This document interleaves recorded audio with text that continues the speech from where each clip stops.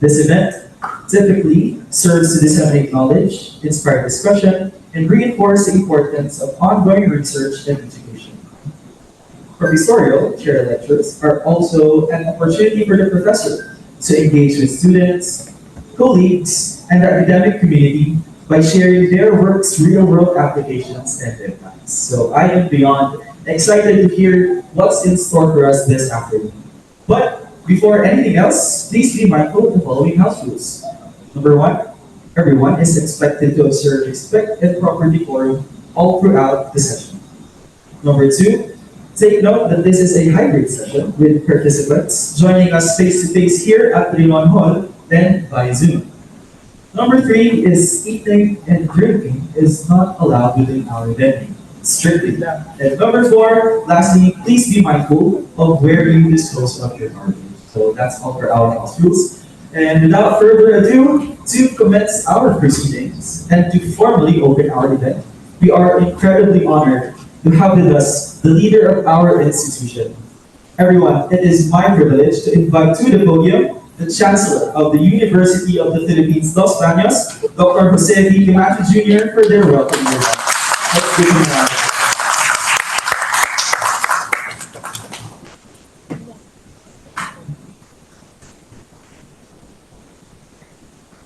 Magandang hapon po sa inyo lahat. Good afternoon, everyone. And today we gather not only to listen, but to reflect. Not only to witness a lecture, but to join the movement. And not only to honor academic excellence, but to reimagine what public service can and must become in our world today. We are here to learn from one of our own, Associate Professor Jennifer Marie Amparo, or Dean Chen, as we all know her, Dean of the College of Human Ecology, who just spent about 10 days traveling to Europe, not for leisure, of course, but to spread the word about human ecology and to invite partnerships with top European universities. Dr.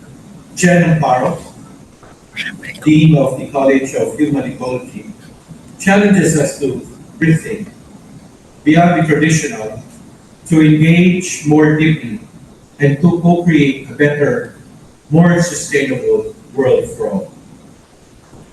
We all know that we live in what many now call a poly-crisis world, a time when climate change, inequality, malnutrition, disinformation, and the increasing geopolitical tensions, all these intersect after compounding one another.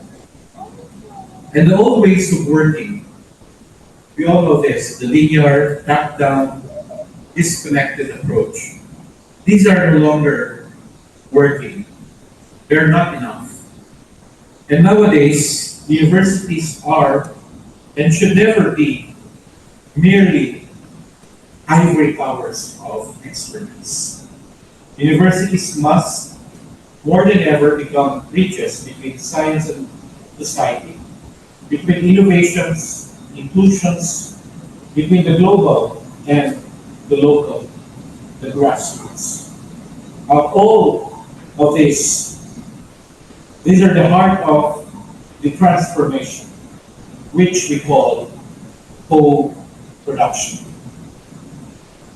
Co-production means something powerful, that knowledge must be shared, not ordered, that solutions must be co-designed, not dictated. It is an approach that requires us to see communities not as beneficiaries, but as partners, not as passive recipients, but as co-creators of change. And through UPLB's public service programs, a number of which Dr. Amparo has shaped and led, we are learning that the most enduring, empowering solutions are those created with the people, not just for them. Let us talk about food. In a country where hunger and malnutrition remain stubbornly present, and where our food systems are threatened by extreme climate, market shocks, and unsustainable practice, co-production offers a new paradigm. It is a call to design resilient food systems that nourish both people and our planet. A call to listen to the wisdom of our farmers, fisher folks, mothers, health workers, and local leaders. A call to embed nutrition, sustainability, and justice into every aspect of our food environments. And this is not just a policy goal, it is a moral imperative. And so where do we go from here? We envision a future. A future where we universities are catalysts of co-creation, embedding participatory research, citizen science, and community-based learning in every curriculum and research design. Next is public service is proactive and not reactive, anticipating challenges and shaping futures, rather than simply responding to crisis. Another important point is that innovation must be inclusive, ensuring that no voice is left unheard, especially the most vulnerable and marginalized. Knowledge translates to impact. That's the next important point. And through cross-sector partnerships, grounded implementation, and genuine accountability to the communities that we all serve. Next, well-being becomes the bottom line. And we all know this. Whether you were an FL 10 or an FL 11 student, not just GDP, not just output, but human and planetary flourishing as the true indicators of success. I don't know if we from the economics field would always feel hurt whenever we see or we hear these comments about how do we measure economic growth and economic development. These are not distant dreams. These are pathways we are already forging. And thanks to the works of leaders and scholars like Dean, Jen, and thus let us move forward with clarity, courage, and compassion. Embrace the courage it takes to collaborate meaningfully, the humility of listening, and the joy of collective discovery. Let us remember that the future will be shaped not by what we know alone, but by how we work together. That the future of public service is co-produced, and the future of our university and of our nation depends on it. We always mention this whenever we sign initiative or partnership initiatives, when we implement cooperation agreements with partner institutions, mostly state universities, local colleges, and private higher education institutions. We tell them that they are not partners, or we tell them that they are our co-creators. We tell them that this is not a monopoly of UPLB alone, but doing public service, whether it will produce new knowledge or to help simple farmers, fisher folks. All of this must be co-produced or be co-created. Thank you very much, and mabuhay po tayo lahat.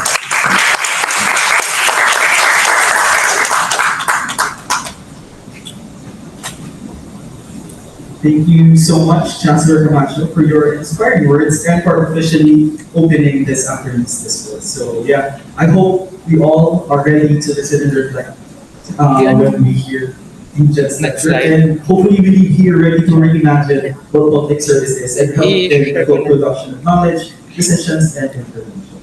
So it is now my distinct pleasure to introduce our esteemed speaker for today.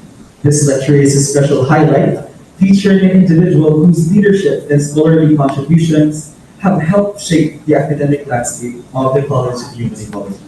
Presenting her Centennial Professorial Lecture on UPLB's public service programs and the role of co-production for food and nutrition security in the Philippines, please join me in extending a warm welcome to the Dean of the College of Human Ecology, Dean Jennifer Marie S. Amparo. Let us give her a round.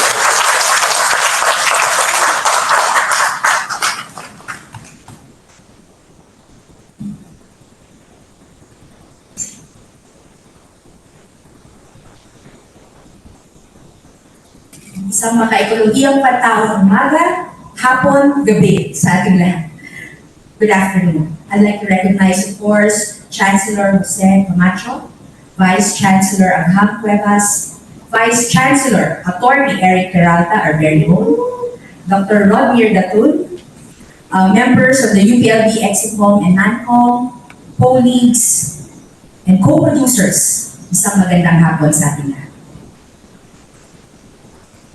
My sincerest appreciation for all of you and to all co-producers as we weave through my personal and our co-production story. This is our story. The event today will be divided into two main sections. The first part is the Centennial Lecture to answer the questions, why we do the things that we do and how we do the things that we do. In this section, I will deep dive into the co-production approach of selected public service programs of the university focusing on food and nutrition security. The second part will be a workshop of the college to continually reflect on the social impacts of our public service initiative, answering the question, what do the things that we do do?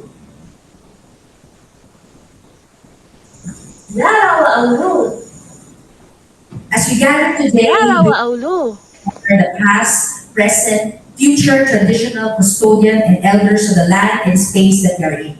We acknowledge the continuation of their indigenous and local living culture, spiritual and educational practices. I started this presentation with acknowledgement of the traditional owners and custodians of the land. I'd like to recognize Ate Arlene Pascual, who's at Aita Magbukon, our co-producer in Bataan. This is my formal way of humbly recognizing the critical value of different forms of knowledge systems, which is my anchor and inspiration for this paper.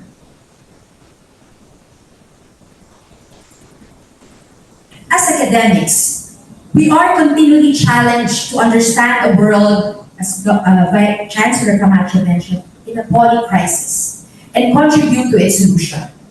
We are faced with multiple global crises, including pandemic, climate change, and Russia's war on Ukraine, as well as intersecting local and regional crises of food and nutrition insecurity, poverty, corruption, environmental degradation, and disasters.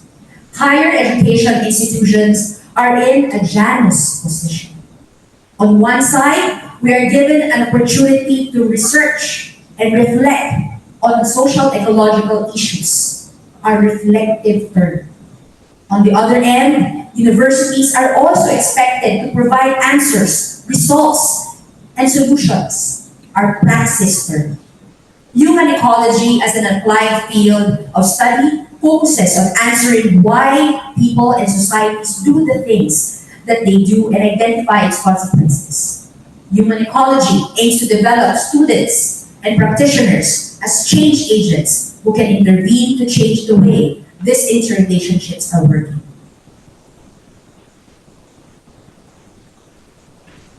Let's go to the first chapter. I distinctly remember two recent occasions on when my academic core was challenged. First, is the 2024 commencement speech of Chairperson Popoy de Vera. He posed stark realities that the Philippines are in. The Philippines has one of the highest level of moderate to severe food insecurity, with almost 51 million Filipinos lacking stable access to adequate food and 6 million Filipinos considered undernourished. That really stopped our hearts, particularly in the College of Human Ecology. We are host to the International Rice Research Institute and the Philippine Rice Research Institute. Yet the Philippines is the world's biggest rice importer.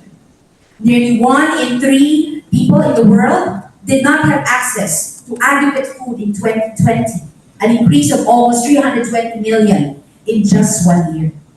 Consequently, food and nutrition insecurity and climate change emerge as the most pressing and urgent challenges for the achievement of the Sustainable Development Goals and the ideals of the Agenda 2060.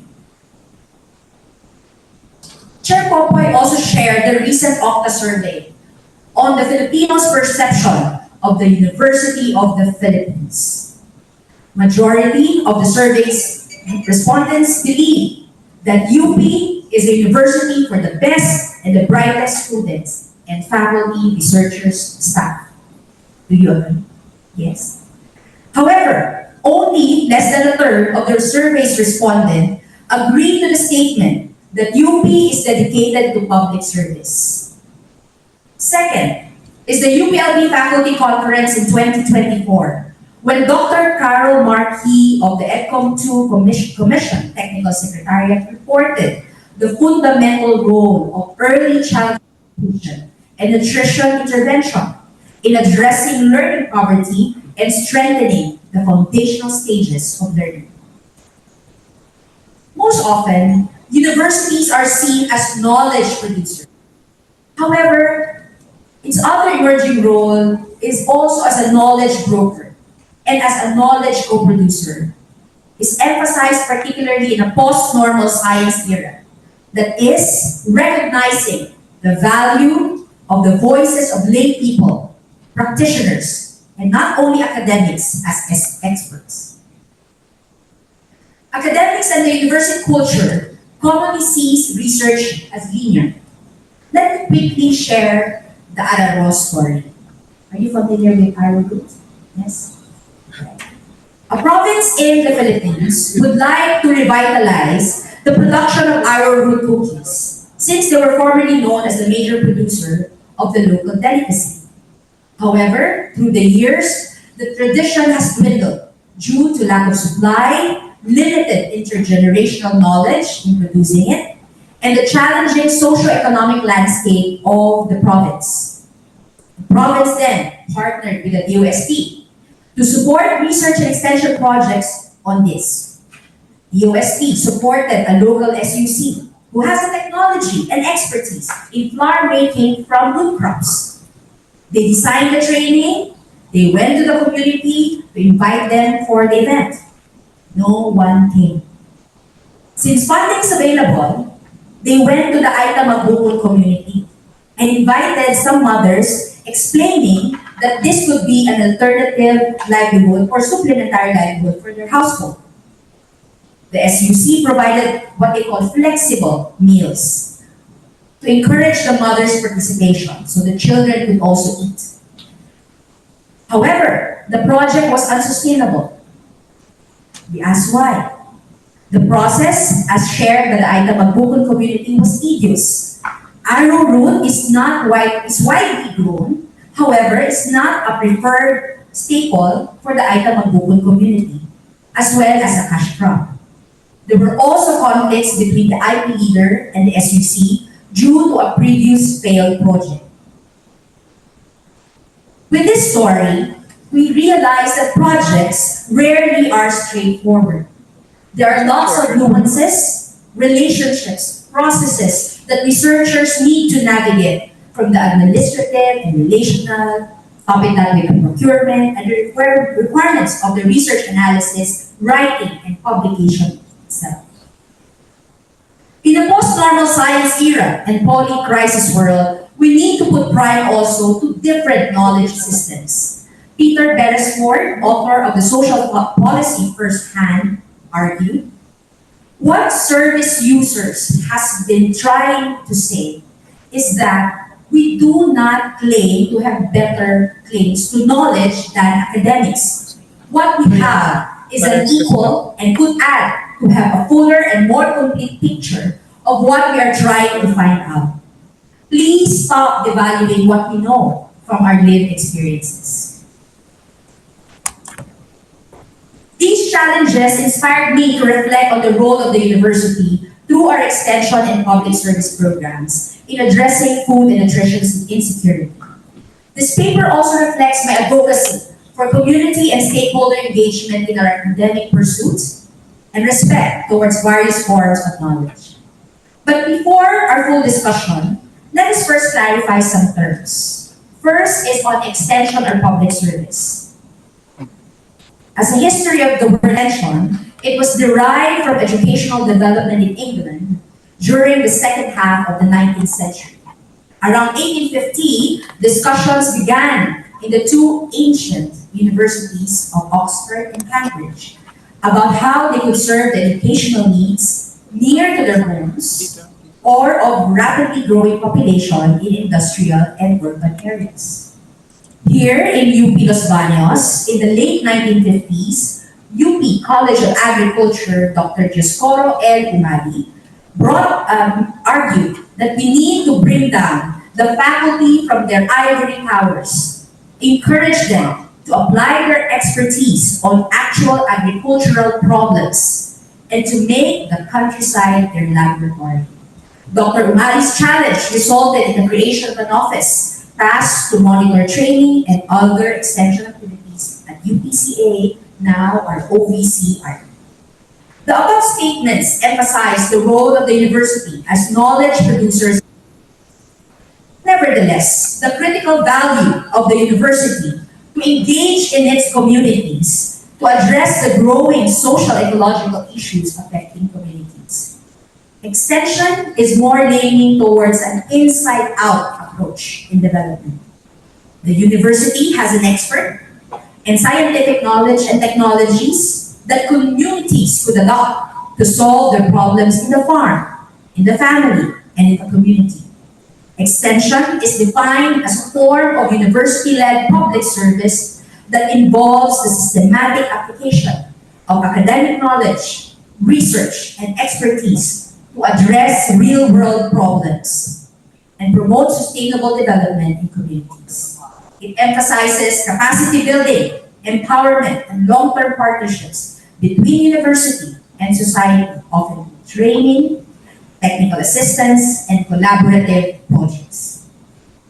The extension tradition is quite strong in UPLB, being the premier agricultural university.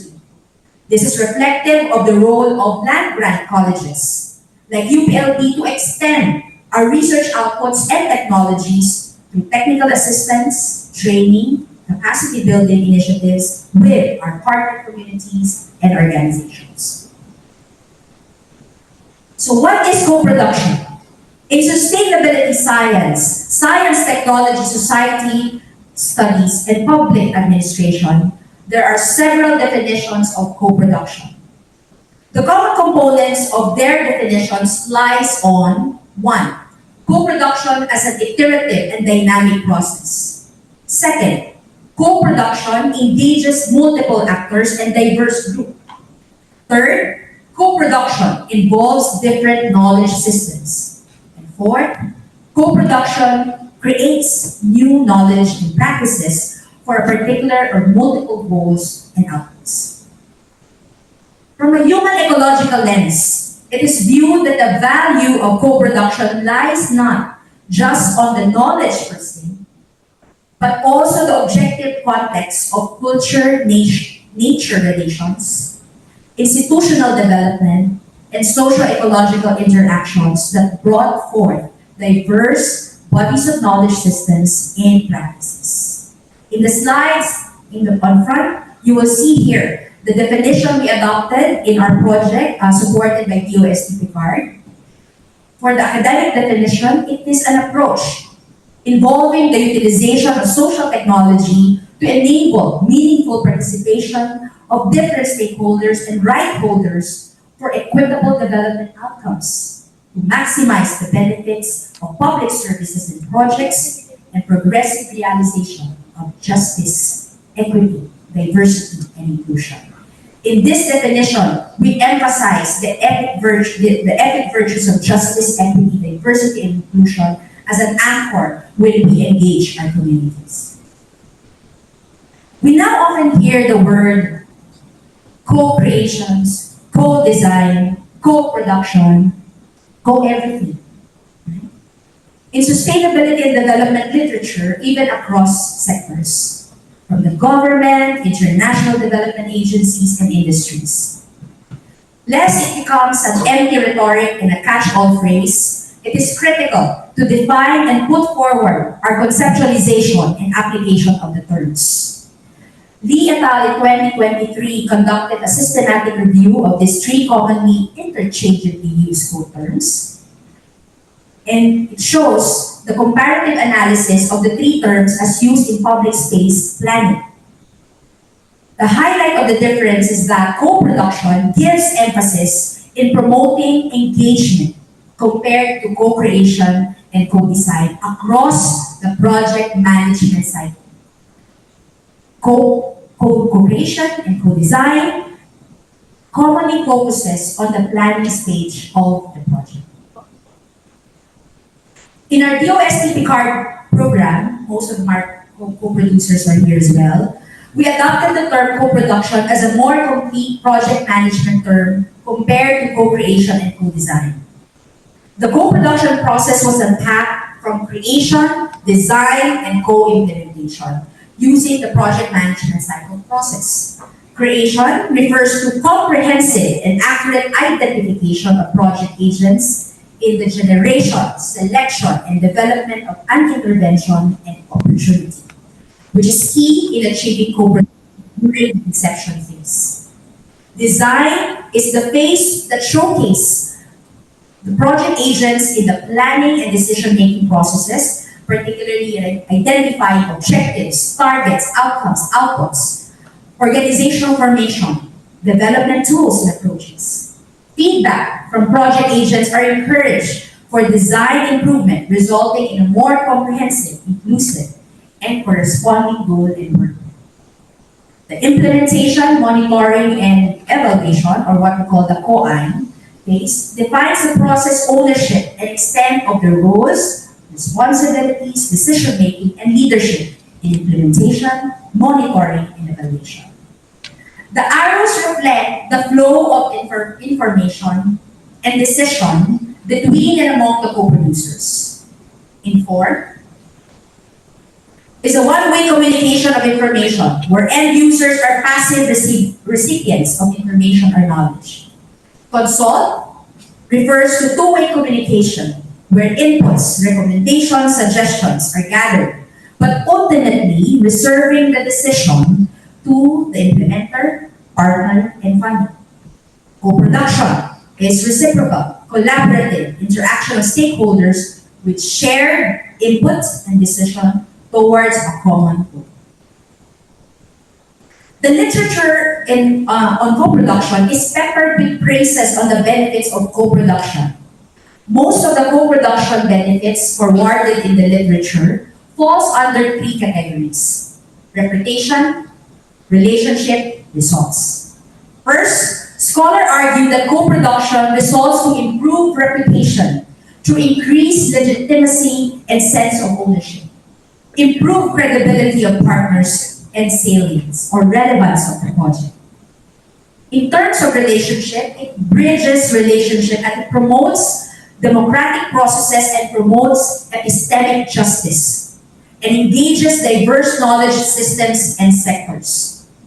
Lastly, through co-production, impactful results in the form of higher quality and sustained projects and programs and promotes uptake of the project outcomes are observed.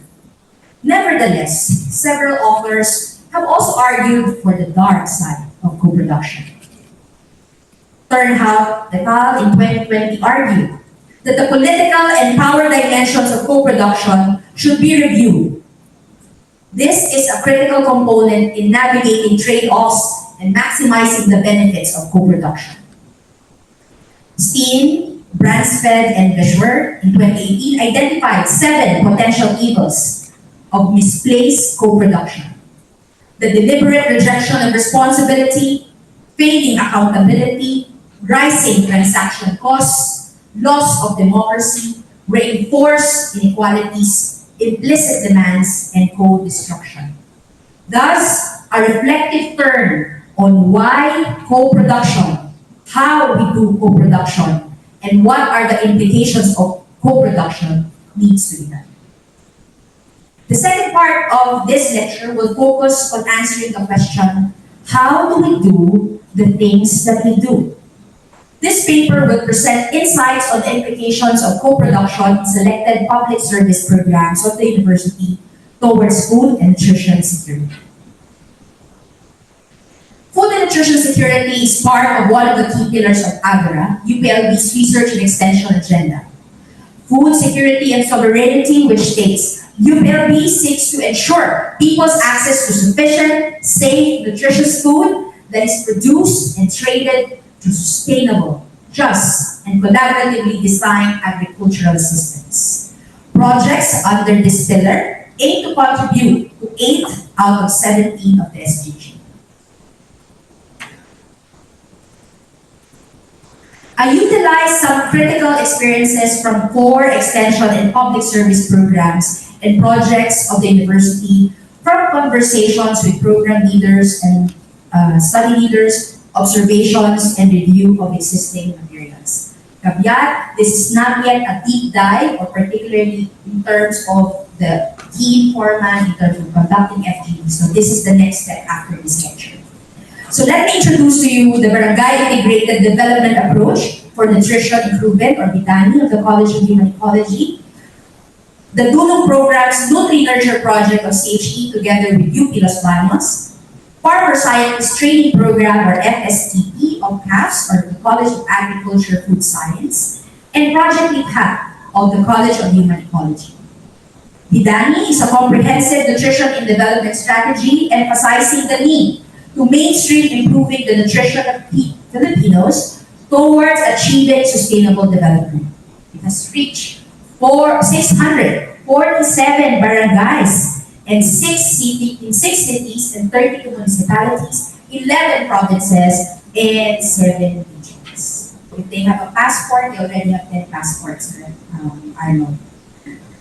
Then BITANI traces its roots in nutrition improvement model formulated in 1978 by the University of the Philippines, Los Banos. It was an action research program funded by UNFAO, German World Hunger Assistance Program, NNC, and the then National Science and Technology Authority.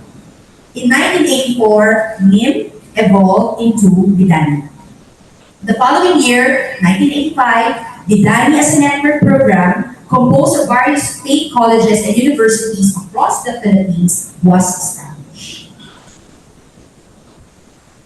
In the year 2000, the University of the Philippines Board of Regents formally institutionalized BITANI in UPLB and UP Visayas during its board's 1,144th meeting on August 31, 2000. The board resolution cited BITANI as a demonstration of technical assistance and leadership of UP that provides strength in terms of strengthening extension mandate of sister academic institutions of higher learning around the country. The Nutri-Nurture program of the Institute of Human Nutrition Food of the College of Human Ecology has a mission to promote optimum nutrition by advancing knowledge, innovation research, or innovative research, and dynamic public service, and is currently implementing the extension program entitled Nourishing the Body, Mind of Young Children through Supplementary Feeding, Growth Tracking, and Nutrition Education in support of UPLB's Dunong program. The project has 3 major components: capacity building activities on meal planning and preparation, food safety for parents, training on growth monitoring of school children, and third, the conduct of co-production workshops on development of theory of change and manuals for the projects with the Department of Education, Laguna. Project Likha, or co-production of sustainable nature-based livelihood innovation of kawayan, or Bibo, the Human Agroforestry System, or Likha, is supported by the Australian Alumni Grants Team, implemented by Australia Awards alumni from DSDS, Dr. Klein is here, myself, and Prof. The project started co-producing with the indigenous community of Aita Magbukon in Bangkal, Abukay, Bataan, a sustainable nature-based livelihoods on bamboo, or what they call bugo, and honey, locally known as panilan. Both bamboo and honey are multifaceted raw materials critical for climate mitigation, biodiversity conservation, as well as sustainable source of livelihood.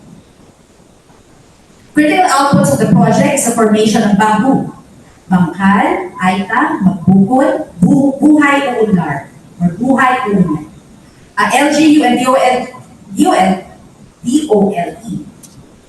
recognized IP-led organization focusing on livelihoods development of Aita Magbukon.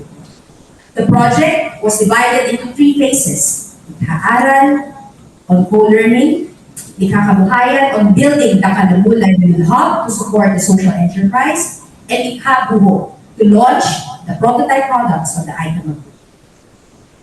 Lastly, is the Farmer Scientist Training Program, an integrative and holistic 3-phase agricultural research, development, and extension methodology involving primarily the development of appropriate values of farmers engaged in crops such as corn, rice, veggies or vegetables, and animals to adopt scientific and sustainable methods of farming. The program is led by the Agricultural Systems Institute, the director is here right now, and its program leader, Dr. Romulo Danide, Professor Emeritus, and went well among Magsaysay Ward.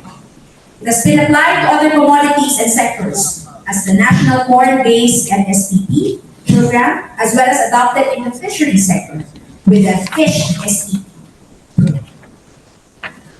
Using the engagement level and project management matrix developed by the project in 2024, I tried to map out the engagement of the 4 food nutrition security projects and programs of UPLB. 2 programs were at the level of inform during the project creation stage. It is the program coordinating team that looks for funding and designs the program based on established intervention design. The other 2 projects, Project Likha and Nutri-Nurture, are new projects that require further consultation with the communities. In the specific project design phase, where specific training activities will be implemented, the PIDANI as well as the FSTP required more consultation to refine training design to a targeted community. For instance, FSTP is now expanding to fisheries. For both Project Likha and Nutri-Nurture project, co-production is explicitly applied, given that this is the approach forwarded by its proponents. Co-development of modules, specific training interventions, co-identification of partners were discussed and decided by co-producers involved. In the project implementation, all 4 programs and project, I argue, engage their stakeholders as co-producers. This is strongly evident in FSTP, as phase 3 of the project requires that the farmer scientists now conduct their experiments and serve as trainers in succeeding training initiatives. In the definition of co-production, meaningful engagement was emphasized. What is meaningful engagement? Meaningful to whom? In the projects, I have examined initial sentiments on meaningful community engagement. For community members, it means reconnecting with the value of nature and their local culture, rekindling community spirits, and reigniting value. For researchers, it provides a sense of value and drives their continued passion to serve due to the recognition of their work and engagement and relationship they have forged through the process. Further sessions will be anchored in Litter Moat's 4-piece framework of co-production. The 4 P's are positionality, purpose, power, processes, collectively anchored on virtues of openness and inclusivity, reflexivity, trust, and equity, and prioritize collective learning. Positionality is defined as multi-layered characteristic of individuals and teams and their perceived relations to others in the co-production process. Positionality involves how one perceives the role and value of knowledge system in the co-production process.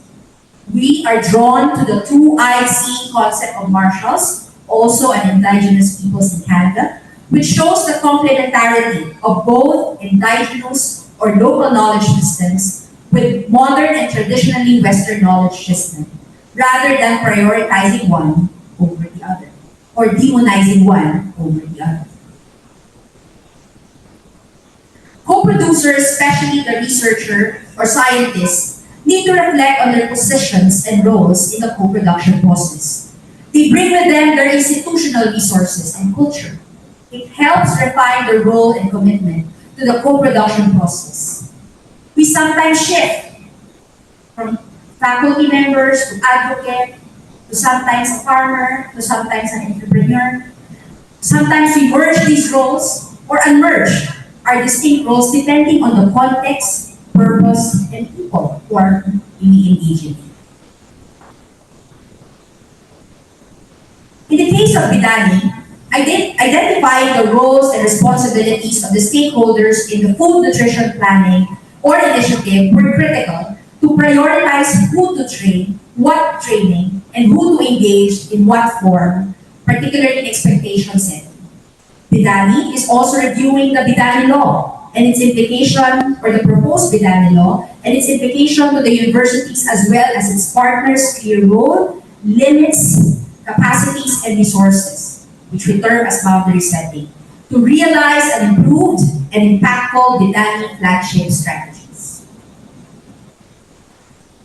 Third is purpose, which refers to project aims and reasons for engagement. The Nutri-Nurture program of the UPLB Dunong program expanded its project strategy to integrate co-production as one of its core development and engagement strategies. We see here Dr. Leila and Dr. Irma Danang. This was a result of reflections on the education and nutrition crisis in schools and communities. There are, for example, nutrition programs, policies, and support services in place, but does not readily translate to on-ground nutrition well-being. There are also limits to what the partners could do on an already jam-packed schedules of teachers and students. Thus, engaging the teachers at the onset and integrating nutrition education within the existing curriculum demands co-production. For the FSTP, the program is upfront in its theme to empower farmers for socio-economic progress and to develop farmers as farmer scientists. Thus, the 3 phases of the project were early on discussed and commitment setting was secured. It is also important in the project to set expectations as well as the role of academics, researchers as moderators and facilitators rather than solely the experts. Power.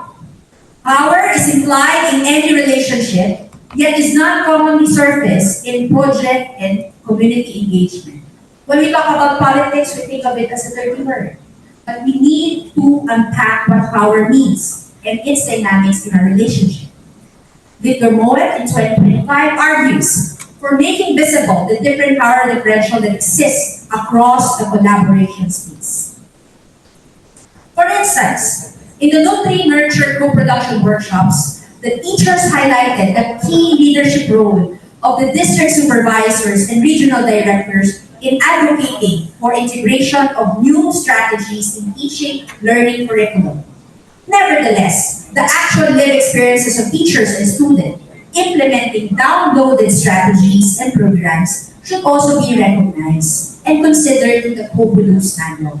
The different workshops of the project provided such discussion and cooperation.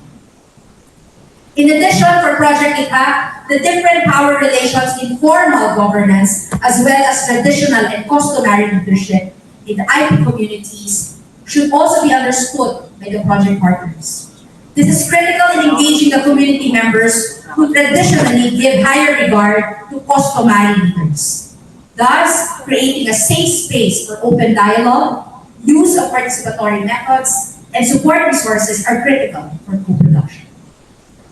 Lastly, processes highlight the need for co-producers to look at co-production not as product, but as an iterative process of governance, learning, risk, benefit sharing, and navigating relationships.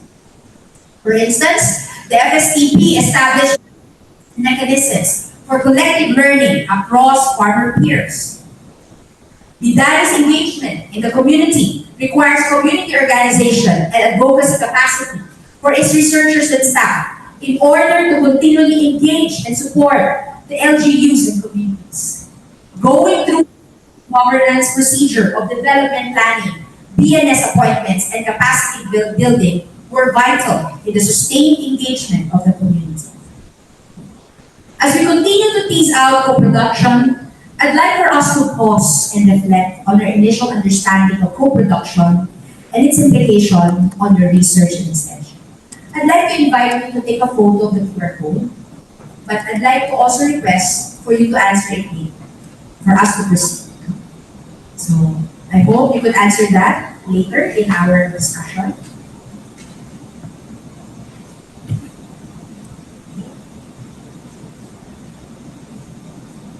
In this last part of the lecture, I'd like to provide 4 key insights on my and shared experiences on co-production.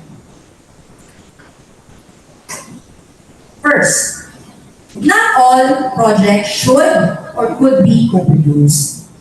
We need to recognize that there are community issues and solutions which are straightforward, recognized, and established. This is not to say that all solutions and established rules or policies should be devoid of reviews and evaluation. Let us recognize that there are limits to our capacities, our stakeholders, our resources in doing co-production. We need to be strategic in co-production and truly support reflexivity as we practice community engagement.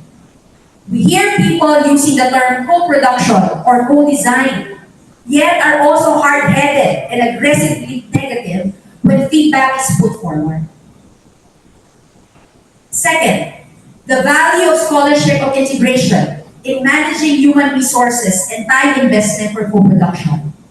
Although there is a growing institutional recognition of collaboration and co-production in development and technical funding agencies like DOST, faculty and researchers have only limited resources, whether it's fund, time, human resources, and mental well-being. In our Project ICA experience, we have engaged our students through service learning, integrating volunteer work and research in these co-production projects for their course outputs. It helped faculty members like us manage our tri-function of teaching, research, extension, fundraising, administrative, family life, love life, whatever else. But of course, it is easier said than done. Apart from the relational and social cultural benefits, there is a need to document material impact of co-production. The literature is rich on the benefits of co-production in terms of relational and social cultural benefits. Co-productions, such as the case of Bidani, FSTP, and Project ICA, have helped build a culture of care, trust, and inclusion in project engagement. However, we also need to look at how to also recognize the material economic impact of co-production and document it. For instance, have our programs translated to improve nutrition status of families and communities we work with? Has farm productivity increased and has it translated to food sovereignty? Or has it embedded more reliance on high input cash crops that are more exported rather than locally consumed? But we also need to recognize that there are structural barriers to social ecological transformation that go beyond co-production. So co-production is not our panacea. The collaborative mindset, skills, and values are vital in co-production engagement. Co-production requires a broader, systematic, or systemic transdisciplinary thinking that demands from the researcher and the community partners to go beyond their silos. Researchers should also practice humility and respect in listening and understanding lived experiences and traditional ways of knowing. Co-producers need to have conflict and negotiation skills to navigate diverse, sometimes contradicting positions and values. Co-production is iterative. It requires time and is context specific. Thus requires more commitment and dedicated attitude towards long-term processes and impacts. Amparo, Yanaina. Amparo, Yanaina. Another is an invitation to reflect on our journey as academics and researchers. It is a call for us to continually support each other in our communities as we produce solutions. Lagi-lagi para sa bayan at kalikasan. Maraming salamat. Amparo, Yanaina. Thank you, Dean, for that truly illuminating and thought-provoking lecture. So it's actually quite refreshing to hear that concepts, particularly of co-production, were getting traction.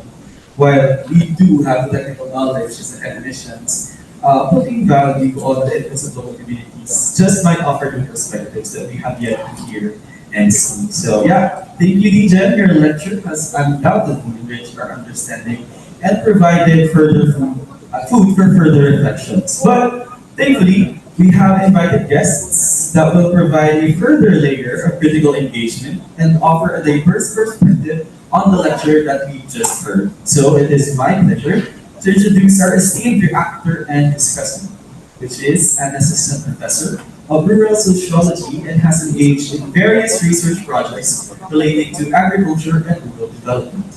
He is currently serving as the director of the Agricultural Systems Institute of the College of Agriculture and Food Science in Los Baños. His research interest circles on rural sociology, rural industrialization, and rural development and change. Everyone, please join me in welcoming our reactor and discussant, Dr. Rodmir F. Datu. Let us give him a round of applause.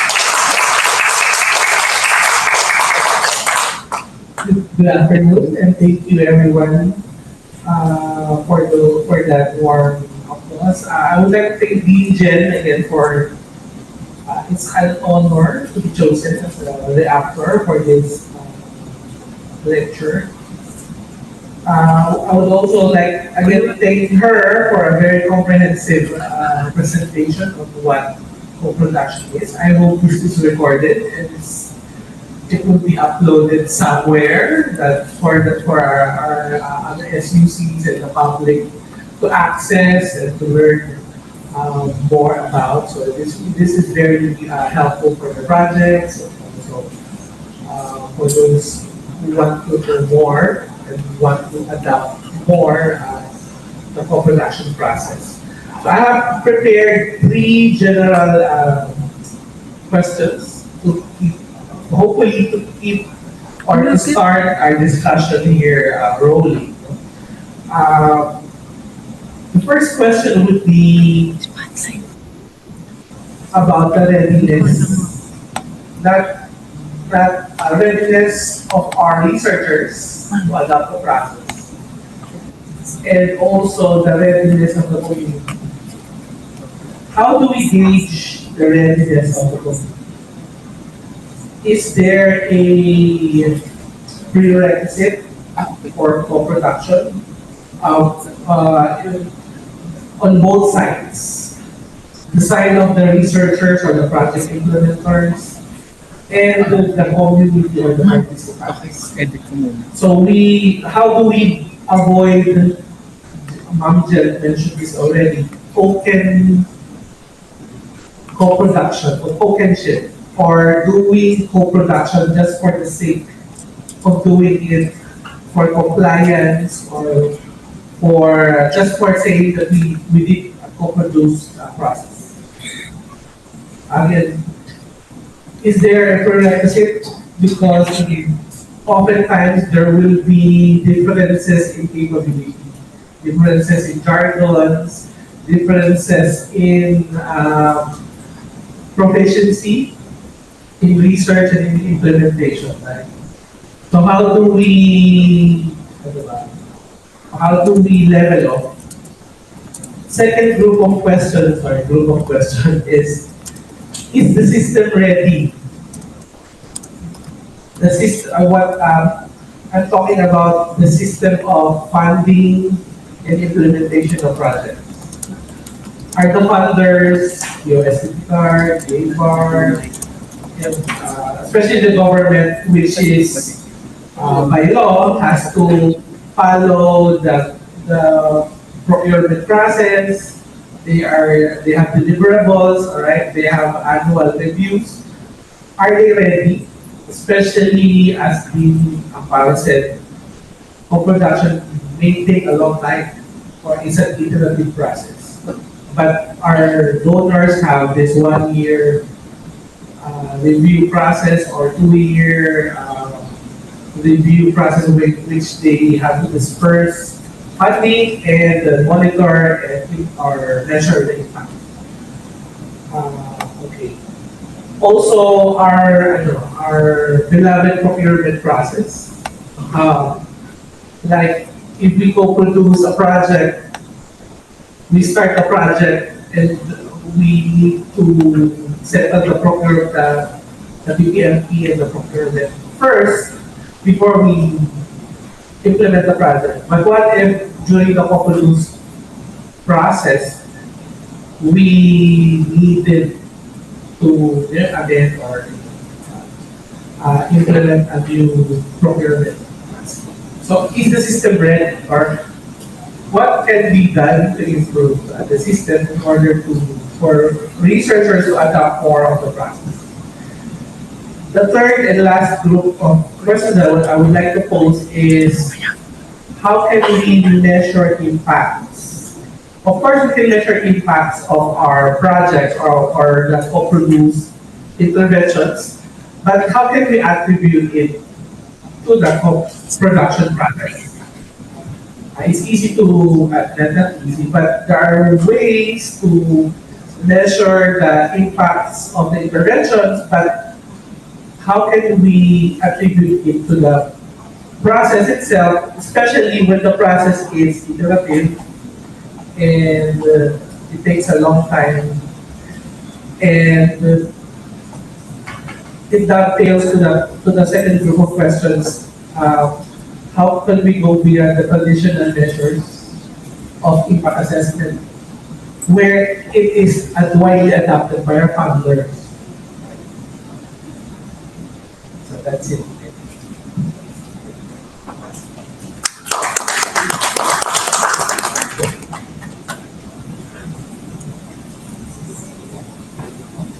So thank you, Dr. Linton, for your insightful contributions. So now it is my pleasure to introduce our second discussant, who is a faculty member of the Department of Human and Family Development Studies, College of Human Ecology, University of the Philippines, Los Baños. He's the current Vice Chancellor for Community Affairs and has held other administrative posts, such as former Director of the UPLB Security and Safety Office, former Director of the UPLB Human Resource Development Office, and former Director of the UPLB Gender Center. He is also an author who has written numerous books on gender, human ecology, and law. So everyone, please welcome our Vice Chancellor for Community Affairs, Vice Chancellor Attorney Eric Paul D. Pirata. Let's give him a round.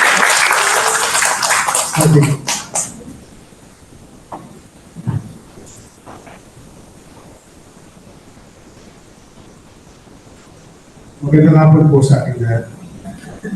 Jennifer Sungang Amparo, esteemed colleagues, Chancellor Camacho, Vice Chancellor Anang Cuevas, Students, guests from partner communities, fellow scholars, shout out to my colleagues at the Department of Human and Family Development Studies. Mga kapamilya, magandang hapon po. And of course, it's both an honor and privilege to share this moment with you all in response to a lecture that speaks so powerfully to the times that we live in and to the future we must shape together. The lecture actually does more than document best practices. For me, it casts a vision of a university not confined to classrooms and laboratories, but deeply embedded in the lives, needs, and hopes of the Filipino people. Napapanahon po. It has been reiterated that the world is in polycrisis. As Chancellor Camacho and Dean Amparo reminded us, we face the convergence of climate emergencies, persistent hunger, learning poverty, conflicts, institutional breakdown, and environmental degradation. In this context, public service can no longer be reactive, no longer be fragmented or performative. It must be strategic, participatory, and resilient. UPLB must rise to this challenge, not simply as a generator of knowledge, but as a co-producer of solutions, a convener of voices, and a catalyst for transformation. The lecture clearly states that co-production is not merely a buzzword, but as a framework for action. Clearly, it's rooted in research and experience, as Dean Amparo guided us through the 4 P's of positionality, purpose, power, and process. I will challenge you by asking questions on these 4 P's. For positionality, can we ask ourselves, who are we in the spaces that we enter? Are we experts or are we partners? For purpose, are our programs designed for outputs or for impact? Or is it for mere compliance or really for change? For power, let me ask you this, whose voices are we hearing? Whose decisions shape the outcomes? And lastly, for process, it insists that public service is not a one-time event, but a long and sustainable process, iterative, and as we have experienced, often uncomfortable journey, right, for collaboration. Through this lens, I hope to add to the concept of production that it is an architecture for a future-proof public service.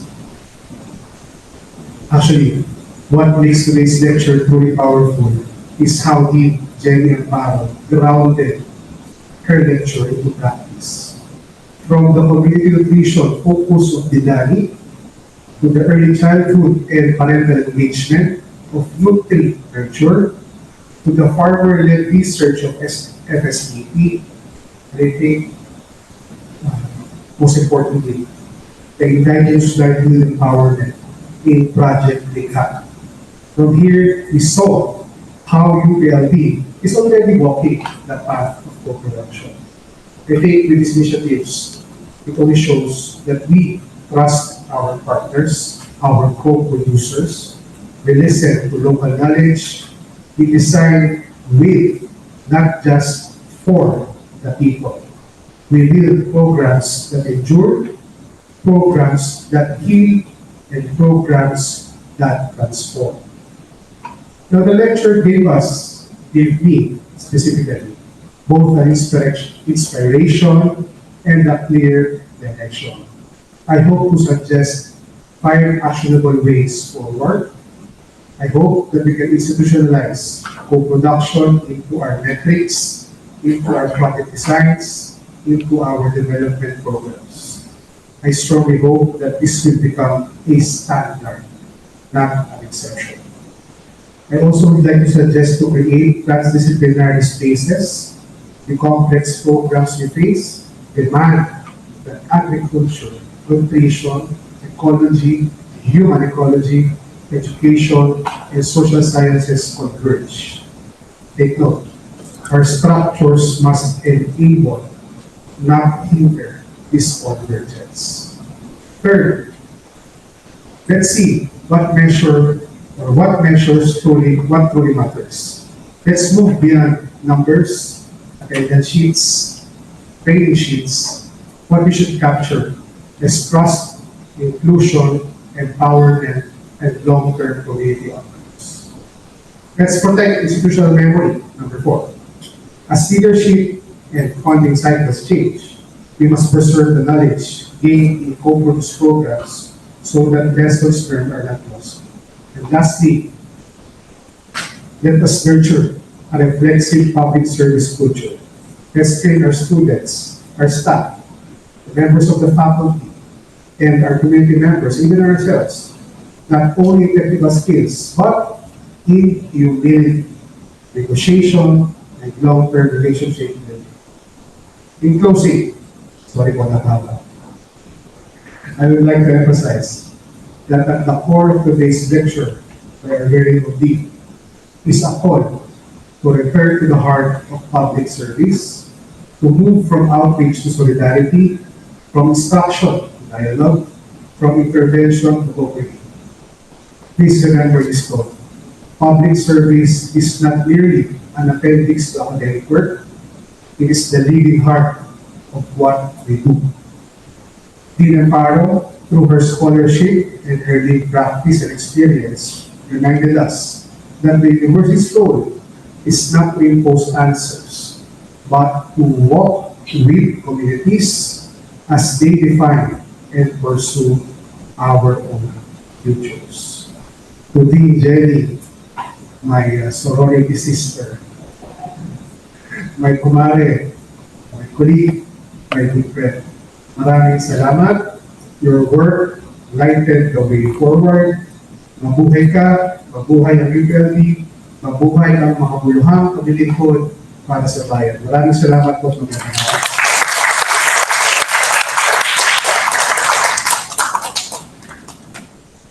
Thank you so much for that, Attorney. Again, thank you, Dr. Latun and Attorney Terata, for your commentaries regarding Dean Jen's lecture. So your combined insights actually have certainly deepened or opened a deeper understanding and further reflection for all of us here. So Dean, would you care to offer any brief responses to the points raised by our discussants? Of course, a round of applause again to our dear discussants. Maraming salamat po for their support and for their, of course, insightful comments. Also, reflective questions and challenges as well. Just a quick context po, the co-production project of the department actually started with an invitation from Dr. Rodney to submit a proposal to the USDP card.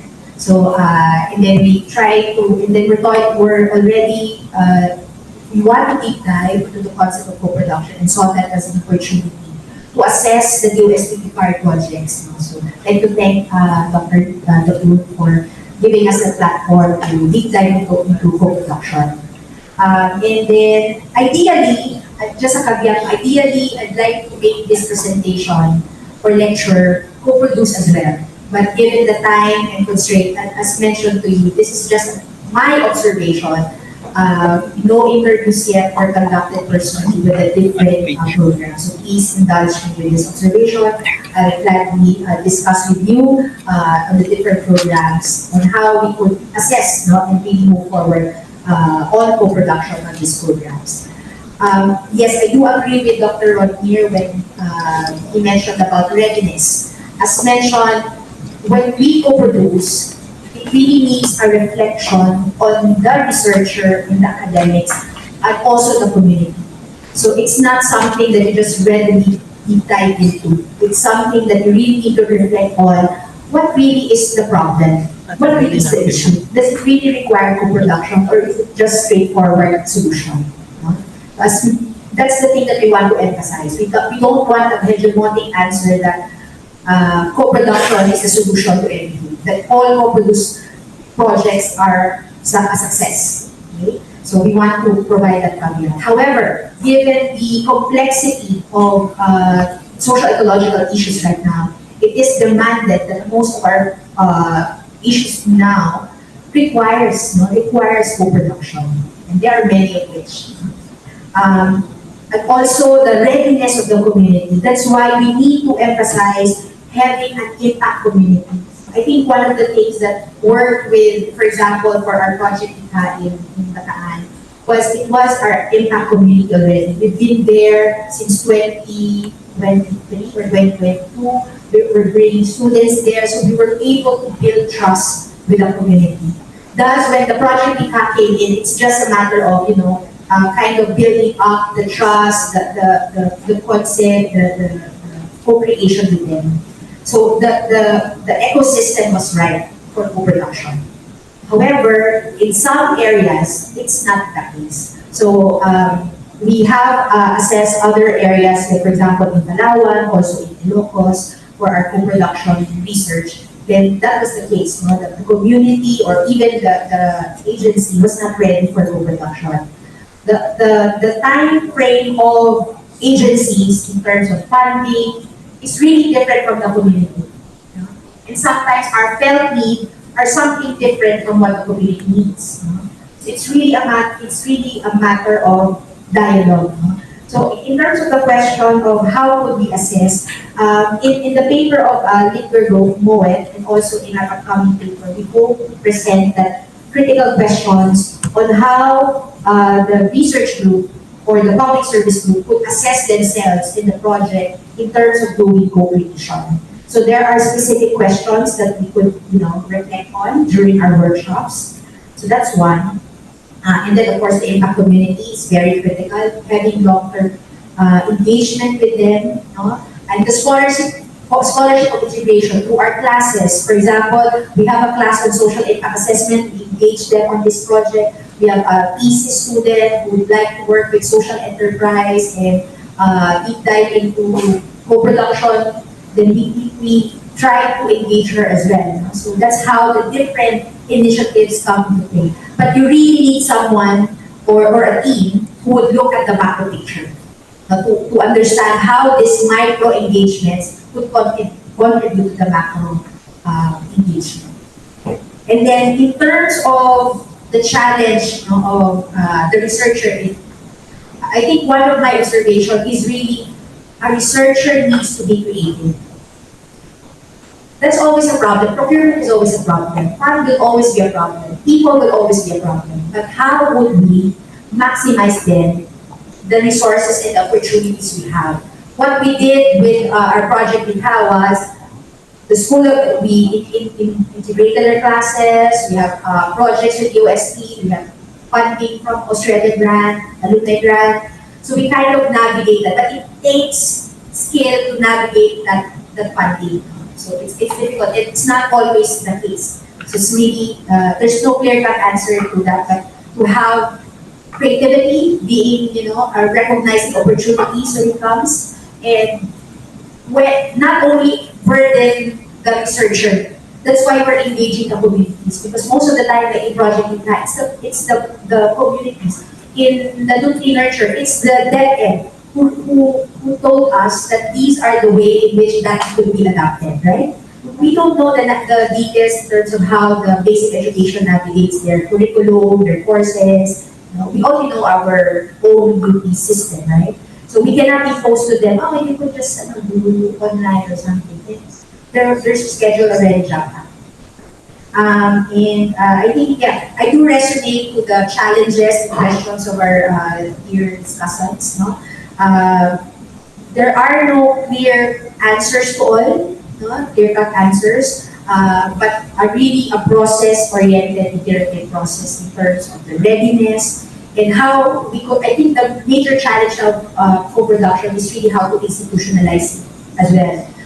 Our project with UST has a second part, which was also through Dr. Katu, which is the forum, the co-production forum. We were able to engage the UST and their agencies on how they could integrate. Actually, when we were presenting, they already said, okay, Jen, you sold us at the concept of co-production.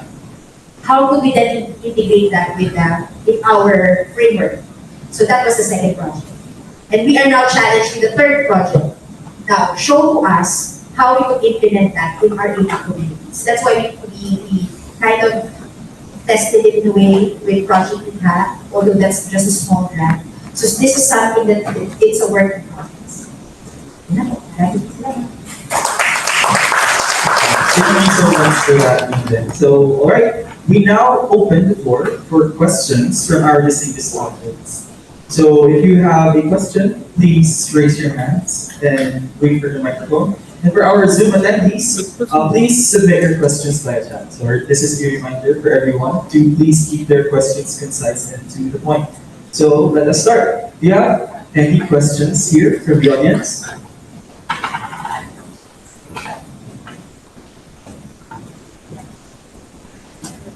And before I leave for the next,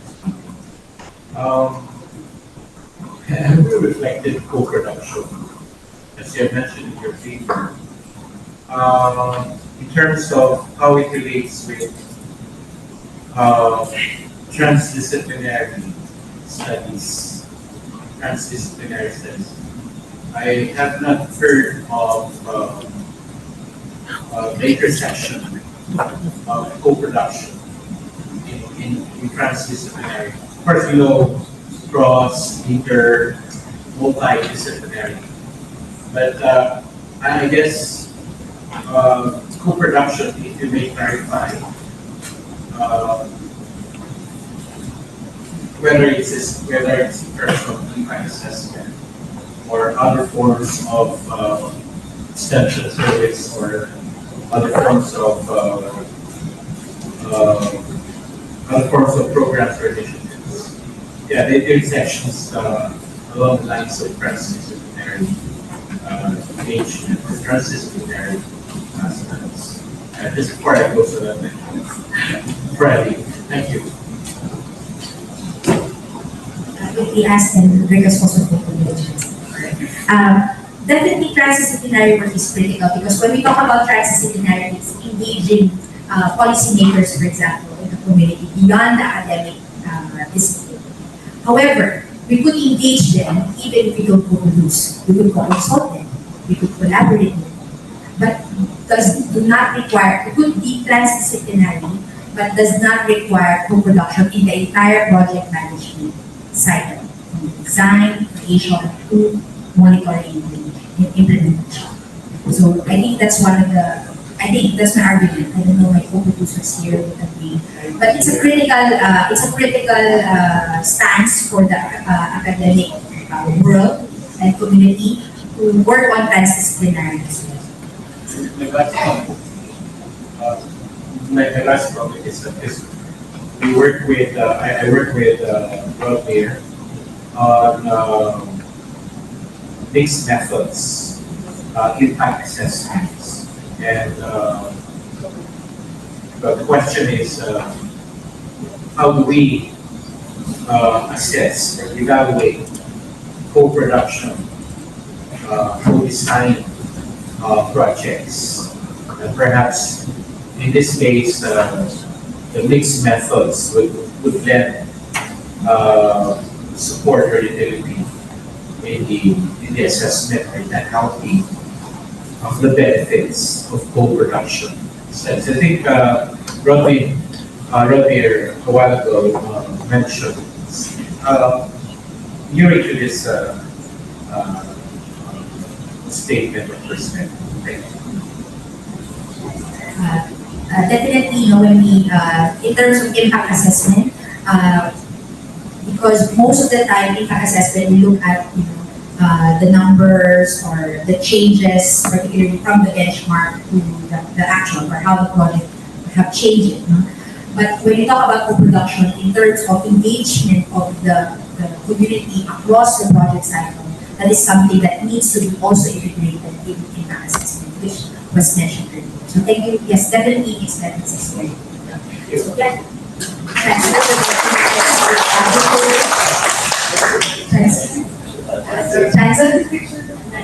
Okay lang po mag-report. Ito na lang. Hindi, meron doon. Masak.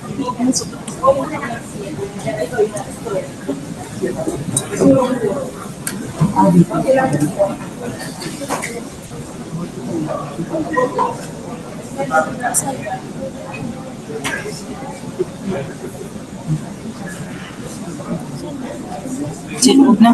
Kaya na. Dito na lang kami. Okay lang po. Tara, sama tayo.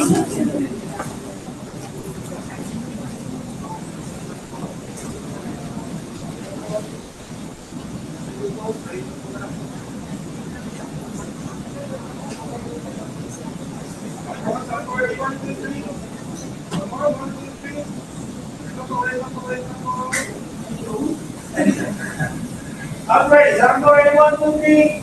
Come on, 1, 2, 3. Ano pa?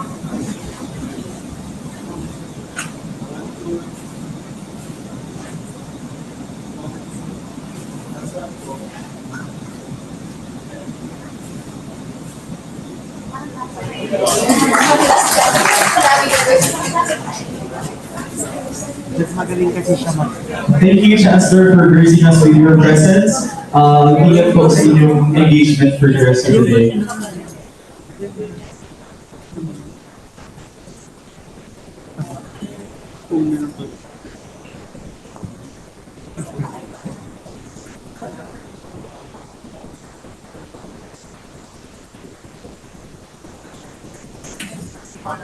And so we have time for another question. Do you have further questions from the audience? Or from our Zoom correspondents, do you have any unanswered questions? Oh, we have a question from the back. Yes.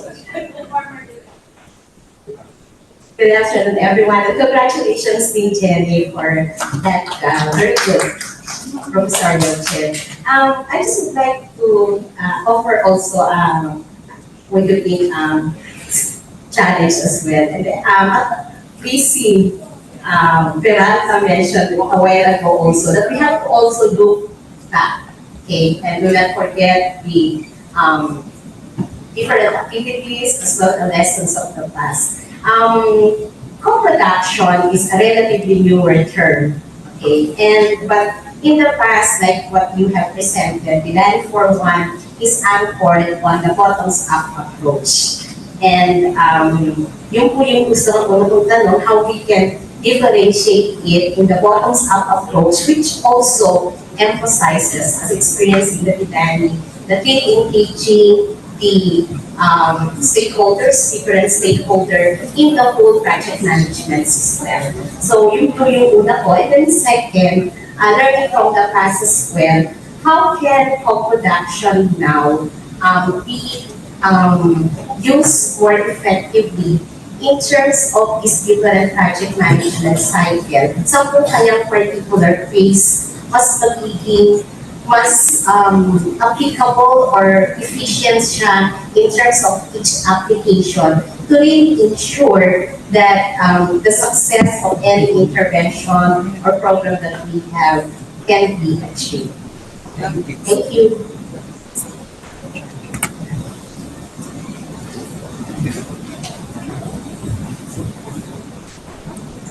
Thank you, Dr. Lee. Dr. Lee is the former director as well of the Bigani. So for the first question in terms of, we have a number of concepts, right? Co-production is actually not new. It was around for 1977. Ostrom was the first one who, even before. So it was actually used before in the public service or public administration space, particularly in terms of how to effectively engage communities in public safety, in water management. In any concept, usually there's always something there's always something new that comes up and tries to bridge the gap of the earlier concept. As mentioned, co-production really works on engaging the community across the project cycle. That's why it distinguishes itself from co-creation and co-design. Co-design, co-creation really is based on the literature, although sometimes others also conflate it. But in one very good systematic review, they tried to emphasize that co-creation, co-design is commonly used in terms of the planning stage, unlike co-production. In terms of, for example, a participatory approach or participatory take on development. These are critical components for social technologies in co-production. However, participation has different levels. So it doesn't mean that you participate in meetings, which could be identified already as we already implemented participatory approach. You could not, anybody could claim that. Then you're right, yes, you were able to, they were able to participate. But was it meaningful? Or were they just able to attend the meeting? And after the meeting, the scientists, the researchers goes back to their office, prepares the report, analyze, then they're the ones who are designing. That's not co-production. But that's also participatory approach. So I think that's why co-production, we're trying to relive co-production in its true essence in terms of the project management, the meaningful engagement. But of course, critical po talaga yung measurement. How do we measure? How do we engage? At ibig sabihin ba dapat from creation to co-aim, dapat talaga co-production. That's the ideal one, yes. That's the ideal. But of course, reality dictates no, hindi kaya. So kaya what we did was to really have also phases. Kasi it's also putting a burden to the researcher and also to the community. Hindi kailangan lahat ganito. It depends on the purpose. It depends on the goal of the project. So we're not saying, that's why the dichotomy on, that's why we're really drawn to ICA. We're not saying that co-production is the best approach. That bottom-up approach is not, there's limits to it. All these approaches has limits. It's just very important for the researcher, for us academics, to be reflexive and to be able to say our position at the onset and to be very clear about our boundaries. So I think that's one thing na inaano ng co-production. So we're not saying na mas limitado ang bottom-up or participatory approach. All of them are part and parcel of co-production. But congratulations again for, of course, the design program. You're part of the story of that.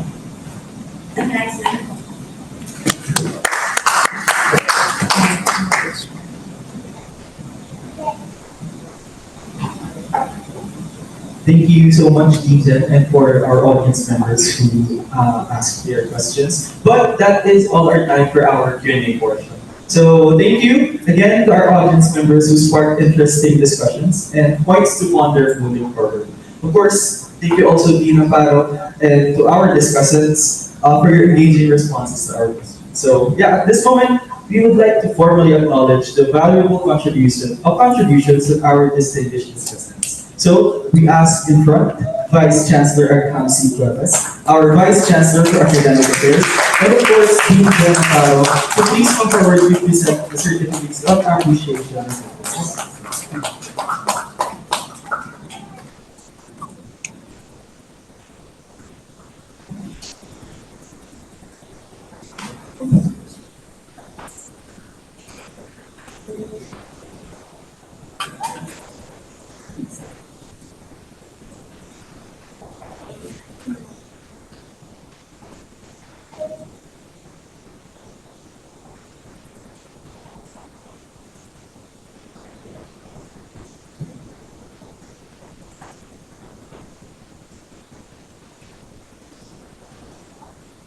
So first, we invite to the stage again Dr. Rodmir FW to receive their certificate of appreciation. The citation units. This certificate of appreciation is awarded to Dr. Rodmir FW for serving as a discussant in the UPLB Centennial Professorial Lecture entitled Co-Production for Sustainable Food Systems and Nutrition Security in the Philippines, Insights from the UPLB Public Service Programs of Dean Jennifer Marias Amparo, held this July 2nd, 2025 at the Hall Circa, signed by Jennifer Marias Amparo, Dean, College of Ecology.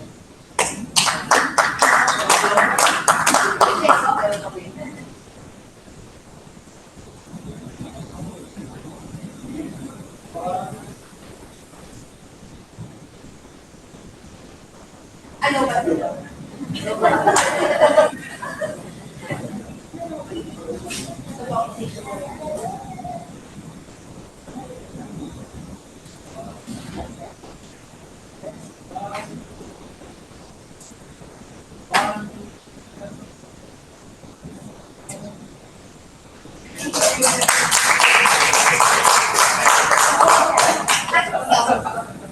Thank you so much again, Dr. Levine.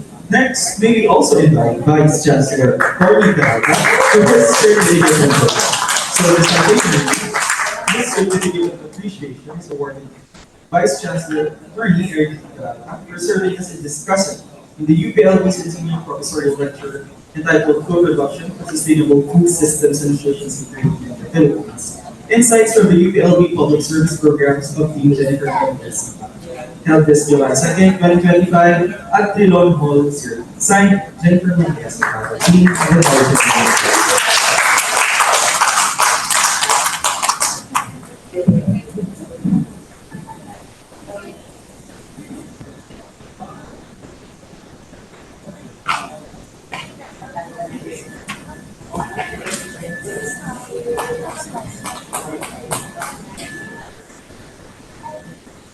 Thank you so much, Attorney. So, the culmination of today's event is truly a celebration of academic excellence and visionary leadership. We now come to the awarding of a special certificate of recognition to our esteemed lecturer, Dean Jennifer Marias Amparo. So, the citation reads, UPLB awards the UPLB Centennial Professorial Chair to Jennifer Marias Amparo of the Department of Social Development Services, College of Ecology, for her consistent, exemplary teaching and research performance in the field of human ecology and systems thinking. This award is effective from July 1st, 2024 to June 30, 2024. Given this, the 11th day of July, to University of the Philippines, Los Baños College, signed by Dr. Jose Camacho Jr., our University Chancellor.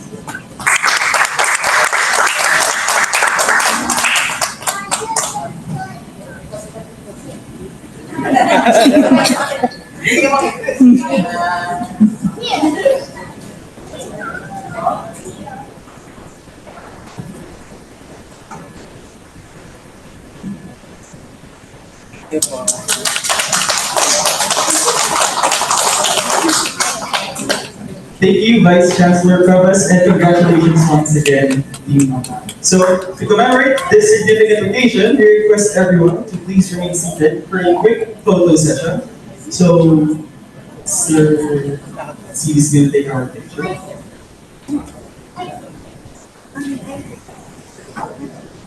If we can compress again to the middle, so I can put my hands in.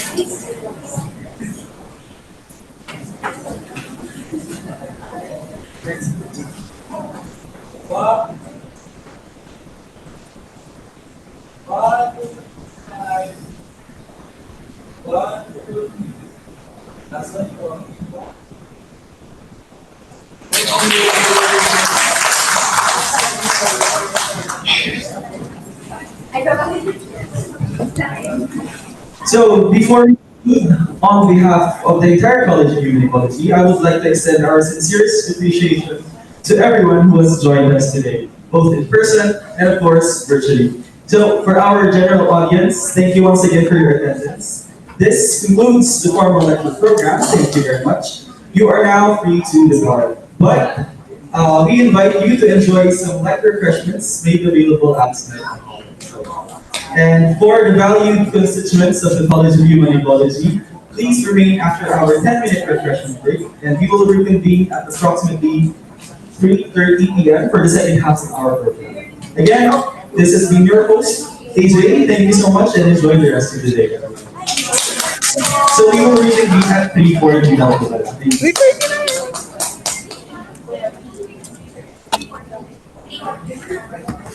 Once again, we will reconvene at 3:45 p.m. so you can now enjoy your refreshments outside the hall. Again, strictly no food and drinks are allowed inside, so sa labas po tayo. Thank you.